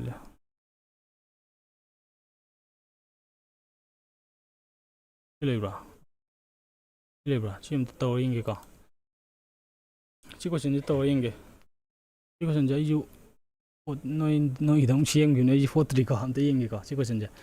u kan da ai habit u ngame ko ai gi noi kan da ai habit u ngame kai gi noi kan sigum ba ji da sigum ba question ji si ji series ko we ko ai gi chapter kano number 5 to chapter number 5 series ko we ko sigum ba ja yung ma je ya mana kan oi gini to adi number chap manabagi difference amako adi plus a harjiko plus a ji any value oi bai 1 oi bai 2 oi bai 3 oi bai 4 oi bai 5 oi bai 9 oi bai 10 oi bai adi mata plus a to oi ama plus adi plus ngak chat pai ama plus minus chat pai ama ko si question ji ubada noina khangamani mathak sina kha chawi aduna plus ore sina mu sidai pa aduna minus ore plus minus adda mathang lakhado ji plus oi gidawni ko duda chamana ba masing hengatpa a hadi yari a haro gi a haibu jing awgani mi amba ko kano 4 hage 4 hengale khali dugumba chamana na hengatpa lei adudagi amu sidana 4 khatang hengale mathangi jana 4 into 2 hengale sina 4 in hadi 4 into 1 ko tangna 4 into 3 hengale mathangdana kale png jo 4 into 4 hengale haibalai ko dai mathang amna kai le 4 khatang hengale mathangdana 4 square hengale hadi 4 into 4 am ko mathangdana 4 cube hengale mathangdana 4 power 4 hengale 4 power 4 haibadi ko noi sigi basic kason makangui harangi 4 power 4 haibadi 4 je mari da kano to haiba into to haiba 3 power 4 haibadi 3 je mari rak into to haibani ko mai lai ado sida plus nga haigana hengat panga kini ko ado si mark chidum sida 4 into 1 je hengat le haibai ado minus mathang je minus odi sina handai haibai sina hengat le haibai ko si je yenga je hengat le je kya no 142 dai 150 hengat baje 8 ni ko hengat le ja plus 8 ne mathang dana ko si je plus mathang je plus na te ye ja sina je tam ge ko ye ja sina tam ge okay ya mathang jina 150 dagi 123 kai dodi minus 27 ni ko dugo 123 dai 187 plus 3 jaladi minus 7 plus 10 3 4 64 plus 64 ni ko mathang jide minus tar mani 187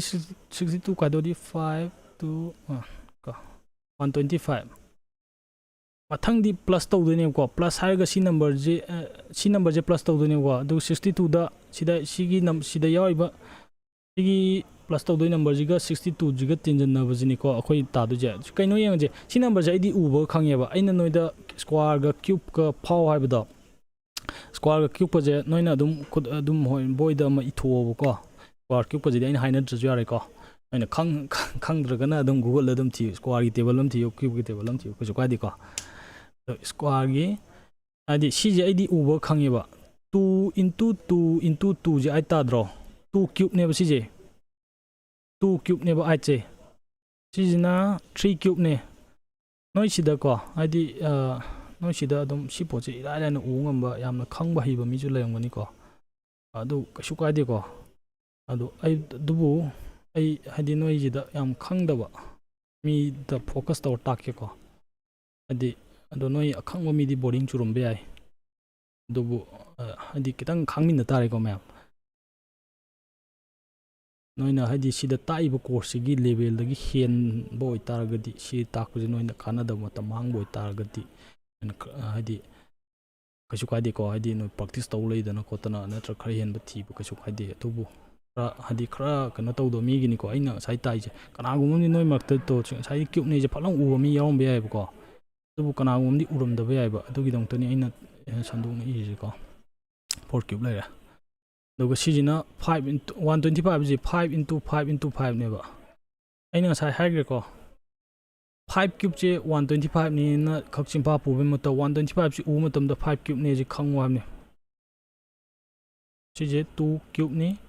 sijina 3 cube ni sijina 4 cube ni sijina 5 cube ni ai thanda to ri sa long to ni sije noi mak ta ji am thun do mi dia om ni si ngai le waram ni si je 6 cube oi do ne ba sida lei doi number je 6 cube ne ba 62 da 6 cube haiba number je tin jala kan da khoi answer je ta ga ne ko 62 da 6 cube je kya no 216 ntro 8 7 ꯀꯅꯥꯒꯨꯝꯕꯗꯤ answer ꯁꯤ 270 ꯍꯥꯏꯅ ꯉꯁꯥꯏ ꯍꯥꯏꯕ ꯌꯥꯎꯔꯦꯀꯣ ꯂꯨꯋꯥꯡ ꯊꯦꯝ ꯕꯤꯗꯦꯁ ꯂꯨꯋꯥꯡ ꯊꯦꯝ ꯕꯤꯗꯦꯁ ꯂꯩ ꯃꯩ Luwang gaming ꯂꯩ ꯑꯗꯩ ꯀꯅꯥ ꯂꯩ ꯃꯣꯖꯦꯝ ꯄꯔꯍꯥꯏ ꯀꯩ ꯃꯃꯤꯡꯅꯣ ꯒ꯭ꯌꯥꯟ ꯇꯥꯗ꯭ꯔꯦꯀꯣ ꯁꯦꯝꯗꯦ ꯑꯗꯨꯗꯒꯤ ꯀꯅꯥ ꯂꯩ ꯍꯦꯟꯊꯣꯏ ꯁꯒꯣꯜꯁꯦꯝ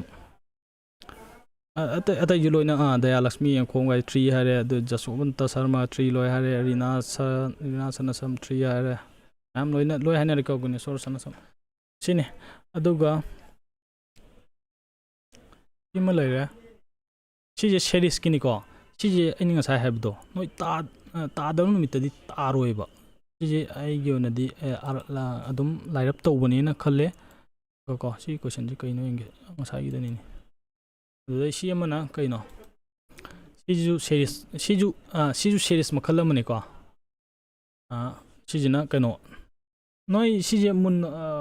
ꯂꯦꯇꯔꯁꯤꯡꯁꯦ ꯎ ꯉꯝꯕ꯭ꯔꯥ ꯃꯨꯟꯅ ꯑꯩꯈꯣꯏꯁꯦ ꯍꯥꯏꯗꯤ ꯀꯣꯏꯁꯟꯁꯦꯀꯣ ꯀꯗꯥꯏꯗꯅꯣꯃ ꯑꯩꯈꯣꯏꯅ ꯑꯗꯨꯝ ꯂꯥꯛꯑꯒ ꯐꯖꯅ ꯀ꯭ꯔꯣꯞ ꯇꯧꯔꯒ ꯏꯗꯤꯠ ꯇꯧꯔꯀꯥꯟꯗ ꯁꯤꯗ ꯄꯦꯁ ꯇꯧꯁꯟꯕꯅꯦꯕ ꯑꯗꯨꯅ ꯍꯥꯏꯗꯤ ꯃꯌꯦꯛꯁꯦ ꯁꯦꯡꯕ ꯋꯥꯕꯁꯨ ꯌꯥꯎꯏꯀꯣ ꯑꯗꯣ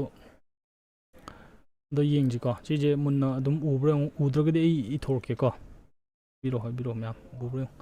TJM10 ꯍꯥꯏꯕꯅꯤ ꯃꯊꯪꯁꯤꯅ ULP12 ꯍꯥꯏꯕꯅꯤ ꯃꯊꯪꯁꯤꯅ VNS14 ꯍꯥꯏꯕꯅꯤ ꯃꯊꯪꯁꯤꯅ WPV16 ꯍꯥꯏꯕꯅꯤ ꯑꯔꯣꯏꯕꯁꯤꯅ XRY18 ꯍꯥꯏꯕꯅꯤ ꯁꯤ ꯀꯣꯏꯁꯟꯁꯤ ꯎꯕꯗ ꯃꯊꯪ ꯂꯩꯗꯣꯏꯁꯤ ꯀꯩꯅꯣ ꯍꯥꯏꯕꯅꯤꯀꯣ ꯑꯗꯣ ꯁꯤ ꯀꯣꯏꯁꯟꯁꯤ ꯎꯕꯗ ꯀꯩꯅꯣꯁꯤ ꯑꯗꯨꯝ ꯌꯦꯡꯗ꯭ꯔꯁꯨ ꯅꯝꯕꯔꯁꯤ ꯈꯛ ꯌꯦꯡꯕꯗ ꯑꯗꯨꯝ ꯈꯪꯉꯝꯅꯤ 10 12 14 16 18 ꯃꯊꯪꯗꯤ 20 ꯇꯥꯔꯅꯤ ꯍꯧꯖꯤꯛ ꯑꯟꯁꯔꯁꯤ 20 ꯇꯥꯕ ꯑꯅꯤꯈꯛ ꯌꯥꯎꯏꯀꯣ 1ꯒ 4ꯒ ꯀꯣ ꯑꯗꯨ ꯑꯣꯏꯇꯥꯔꯒꯗꯤ ꯀꯔꯝꯕꯅꯣ ꯌꯦꯡꯉꯁꯤꯀꯣ 1ꯒ 4ꯒꯁꯤ ꯀꯔꯝꯕꯅꯣ ꯌꯦꯡꯉꯁꯤ ꯑꯍꯥꯟꯕ ꯀꯩꯅꯣꯉꯩꯁꯤ ꯌꯦꯡꯉꯨ ꯀꯦꯔꯦꯛꯇꯔꯉꯩꯁꯦ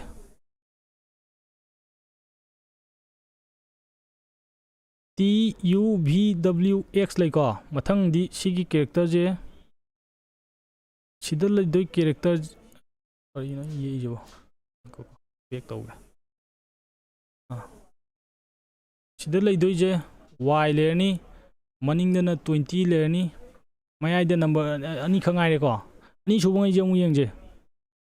J ꯂꯩꯔꯦ ꯃꯊꯪ L ꯂꯩꯔꯦ ꯃꯊꯪ N ꯂꯩꯔꯦ ꯃꯊꯪ P ꯂꯩꯔꯦ Jꯗꯒꯤ L ꯐꯥꯎ ꯂꯥꯛꯅ ꯍꯣꯠꯅꯕꯗ ꯃꯔꯛꯇ K ꯂꯩꯇ꯭ꯔꯣ Lꯗꯒꯤ ꯃꯔꯛ N ꯂꯥꯛꯅ ꯍꯣꯠꯅꯕꯗ ꯃꯊꯪꯗ L M ꯂꯩꯇ꯭ꯔꯣ Nꯗꯒꯤ P ꯂꯥꯛꯅ ꯍꯣꯠꯅꯕꯗ O ꯂꯩꯀꯣ ꯃꯔꯛꯇ Pꯗꯒꯤ R ꯂꯥꯛꯅ ꯍꯣꯠꯅꯕꯗ ꯃꯔꯛꯇ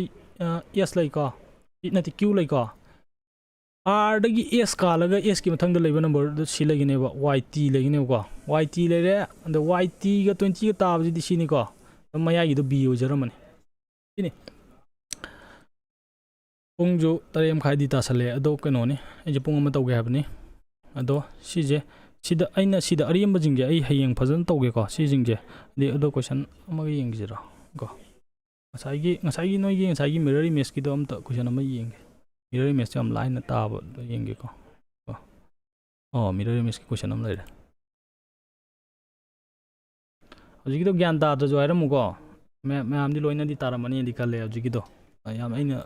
ꯌꯥꯝ ꯀꯨꯏꯅꯕꯨꯗꯤ ꯇꯧꯒꯤꯗ꯭ꯔꯦ ꯏꯂꯤꯃꯤꯅꯦꯁꯟ ꯍꯩꯒꯗꯧꯅꯤꯀꯣ ꯍꯥꯏꯗꯤ ꯉꯁꯥꯏꯒꯤꯗꯣ ꯑꯩꯅ ꯉꯁꯥꯏ ꯍꯧꯕꯗ ꯀꯣ ꯁꯤ ꯀꯣꯏꯁꯟꯁꯤ ꯌꯦꯡꯒꯦꯀꯣ ꯀꯥꯏꯅ ꯀꯥꯏ ꯂꯩꯈ꯭ꯔꯦ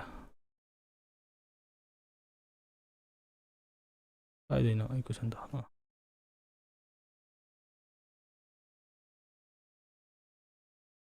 ꯀꯔꯝꯕ ꯀꯣꯏꯁꯟꯅꯣ ꯁꯤ ꯂꯩ ꯁꯤ ꯀꯣꯏꯁꯟꯁꯤ ꯌꯦꯡꯀꯥꯟꯗ ꯑꯩꯅ TUVWX ꯍꯥꯏꯔꯀꯥꯟꯗ ꯃꯊꯪꯗꯤ Y ꯇꯥꯔꯅꯤ ꯍꯥꯏꯕꯒꯤ Yꯕꯨꯗꯤ Y ꯂꯣꯏ ꯌꯥꯎꯔꯦ ꯑꯗꯣ ꯉꯁꯥꯏꯒꯤ 10 12 14 16 18 ꯍꯥꯏ ꯃꯊꯪꯗꯤ 20 ꯇꯥꯔꯅꯤ ꯁꯤ ꯈꯪꯉꯦ ꯑꯗꯨꯅ 21 ꯂꯩꯕ 2ꯒ 3ꯒꯁꯦ ꯊꯣꯛꯂꯥꯎꯅ ꯗꯔꯀꯥꯔ ꯑꯣꯏꯗꯦꯕ ꯁꯤꯁꯦ ꯀꯛꯊꯠꯈꯤꯒꯗꯧꯅꯤ ꯉꯥꯏꯍꯥꯛꯇꯪ ꯑꯩꯈꯣꯏ ꯀꯟꯁꯤꯗꯔ ꯇꯧꯔꯣꯏꯗꯕꯅꯤꯀꯣ ꯁꯨꯃꯥꯏꯅ ꯑꯩꯈꯣꯏꯅ ꯌꯦꯡꯗꯣꯏ ꯃꯐꯝꯁꯤ ꯌꯥꯝꯍꯜꯂꯣꯏꯗꯧꯅꯦꯕ ꯁꯤ 20 ꯇꯥꯒꯗꯧꯅꯤ ꯈꯪꯕꯗꯩ ꯑꯣꯞꯁꯟꯁꯦ ꯑꯅꯤꯈꯛ ꯉꯥꯏꯔꯦꯗꯅ ꯁꯤꯗꯤ ꯂꯥꯏꯗꯅ ꯁꯤꯒꯨꯝꯕꯁꯦ ꯁꯤꯒꯨꯝꯕꯁꯦ ꯄ꯭ꯔꯥꯛꯇꯤꯁ ꯇꯧꯀꯣ ꯁꯨꯝ ꯑꯗꯣ ꯑꯔꯣꯏꯕ ꯑꯣꯏꯅ ꯀꯩꯅꯣ ꯁꯤꯒꯤ ꯀꯩꯅꯣꯁꯦ ꯑꯃ ꯇꯧꯔꯝꯒꯦ ꯁꯤꯒꯤ ꯃꯤꯔꯔ ꯏꯃꯦꯖꯁꯦ ꯑꯃ ꯇꯧꯔꯝꯒꯦꯀꯣ ꯁꯤꯒꯤ ꯃꯤꯔꯔ ꯏꯃꯦꯖꯁꯦ ꯉꯁꯥꯏꯒꯤꯗꯣ ꯑꯩ ꯑꯣꯏꯔꯗꯤ ꯍꯥꯏꯗꯤ ꯑꯩ ꯐꯠꯂꯥꯎꯅ ꯌꯦꯡꯕꯗ ꯈꯪꯒꯅꯦꯕꯀꯣ ꯀꯅꯥꯒꯨꯝꯕ ꯁꯤꯁꯦ ꯀꯣꯏꯁꯟꯁꯦ ꯂꯥꯏꯀꯣ ꯑꯗꯨꯅ ꯃꯤ ꯑꯌꯥꯝꯕ ꯈꯪꯒꯅꯦꯕꯀꯣ ꯑꯗꯨꯕꯨ ꯀꯅꯥꯒꯨꯝꯕ ꯈꯪꯗ꯭ꯔꯒꯗꯤ ꯑꯩ ꯀꯃꯥꯏꯅ ꯗꯦꯃꯣꯟꯁꯇ꯭ꯔꯦꯠ ꯇꯧꯗꯣꯏꯅꯣ ꯈꯪꯗ꯭ꯔꯦ ꯁꯤ ꯄꯣꯠꯁꯦ ꯑꯗꯣ ꯅꯣꯏꯒꯤ ꯌꯨꯝꯗ ꯍꯥꯏꯗꯤ ꯆꯦ ꯀꯣꯂꯣꯝ ꯄꯥꯏꯅ ꯇꯥꯔꯗꯤ ꯃꯨꯛꯇꯣ ꯈꯔ ꯀꯟꯅ ꯅꯝꯁꯤꯜꯂꯒ ꯑꯝꯇ ꯌꯦꯛꯑꯣꯕ ꯁꯤꯒꯤ ꯐꯤꯒꯔꯁꯦ ꯀꯣꯏꯁꯟ ꯐꯤꯒꯔꯁꯦ क्वेश्चन फिगर जे सुमाइना येओब अमतंग मुक्चे नमजल्लगा नमजल्ल येओब अदुगा बोय मनिंगदगी येंगोब फिगर जे सिगी फिगर जिदि लाइबने नो लोय खंगे हारमगनी को दु फिगर जिना लुरक तारगदी अदि लास्ट दि नोइना सममना पोचिदि अदि सिजे चलौना कन्ना येखलगा अदुम आंसर जे खंया पोच नोइना सममना दे अमा थोकलोना हादि नोइ मि थकप लेदना मि थगा न अमा थोकलो खोजलोगा हेंवाइ लालदि नुवाइतेना फोनि गान थोकलो खोजलोगा दगा तुनि गान थोकलो खोजलोगा लाले नुवाइतेदना दुना हेंवा सिगुमदि श्योर शॉर्ट आंसर ने सिगुमदि नोइ तौरमदब सुक्तौ तौरदबनि तौरमद्रगदि नोइ याम थिना नुवाइरोइदम तवाइ सिगुम तौरमदि हाइबिदमतको सिगुमबजिदि सोइदन तौगदौनि अदु सिगदि 3 नेबको आइदि उरे 3 ने जे कना सि मि लोइन 3 ने हाइनरेको मयेक सेंग्रे क्वेश्चन जे क्वेश्चन जे दुनि क्वेश्चन जे मयेक जे ख सेंगदौनि खोइ जे ख वाइ हाइदि कनो सिगि पोचे आइना सि क्वेश्चन जे मयेक सेंग्रे आदि सिजे अतोपा मफमदि क्रॉप तौरपनेबको सि कनो तौनविदोंता अदुदा क्रॉप तौरगा मनिंगदा जुम हाइदि सिगि वाटरमार्क यावजे खोइना कनो तौबनेबा अदुदुना हाइदि सिगु पोचे खदि सेंगदबा अदु क्वेश्चन जिदि अदुम select the correct mirror image of the given figure when the mirror PQ is placed to the right side of the figure हाइदि सि क्वेश्चन जिदि करेक्ट मिरर इमेज उ नो हेवाइ उरनि दो जि उद्रगजु तो सिजे नोइ नदम थाइना अदुम साइंस का तम खोद फिजिक्स अदुम थेंगनामनि सिजे मिरर इमेज निको सिजे mirror ने हाइने सिजे मिंजे ने हाइने सिजे मिंजे ने हाइने को सि अदुम निंजंगो सि मिंजे ने हाइने दुगा सोलोम थंगबा साइचिनि मिंजे ममाइ लेजे सोलोम थंगबा साइचिनि नोइना सिल्वर गा तैबो खोटबा हाइबदो सोलोम जिना मिंजे ममाइनि दुगा सोलोम जिना कनोने कनो नतो सि खंगमनि अदो ngasiगidi लोइसनब तौजिको आइजे यामनादि हाइनिंगमने याम थुना लोइगि लेमे पुंजेको आइदि सिदु तो पेज 30 नि से लेजे आइदि क्वेश्चन 15 मुक्ति क्वेश्चन 15 मुक्ति न नोइजिदा हाइदि साइगी टॉपिक म्यामदुगी को क्वेश्चन 15 मुक्ति होटके नैना न तौबने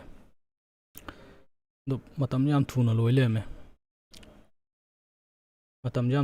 लेमे अदो hayeng tawrjiko si question ji amam hotke aduga chapter wise tawrpajidi angchit taibo hoje asu kade aduga ai mathang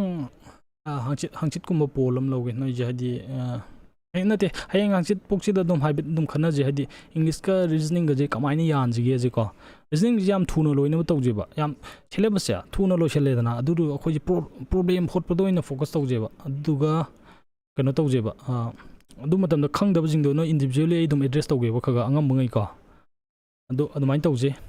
दoi तागदि असिगिदि स्वाइदा काइनर जिको मैम अदु अइना ngasa हाइबजिंग दो अदुम कनो येंगबियो फजना नोगी सिनि अइन सा हाइब दो कनो जे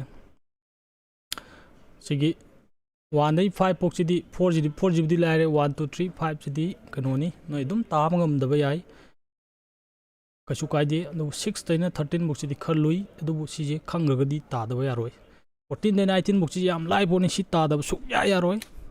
19 जिदि नोय दुम ngaवबे याय अदि सिजे कनोनि को दुम ngaवनि अदु 20 जि नोय हंगबे हंगदबे 20 जे ताकनि हैना तो माइन लोशलि को ngasi ओइना स्वाइदा